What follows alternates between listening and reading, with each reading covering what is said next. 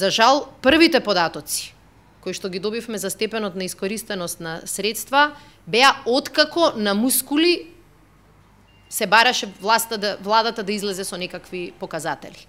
И откако почнаа да излегуваат, значи, независни извештаи, точни, неточни, позитивни, негативни, сеедно, дури откако излегуваат такви извештаи, и владата беше подготвена да излезе со сопствени извештаи. Сега, со тек на време тоа ќе станува малку полесно, бидејќи сите ја учат играта.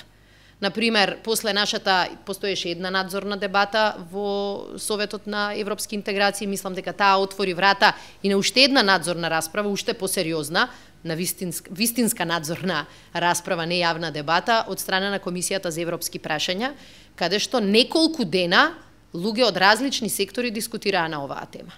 И тогаш излегоа првите бројки и имаше голема расправа дали бројките се точни.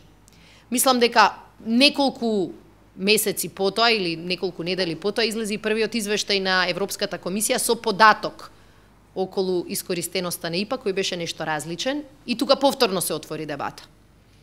Мислам дека со овие извештаи се испрати порака на службите различни владини, дека колку и да ги криеш овие податоци, на крај излегуваат на виделина.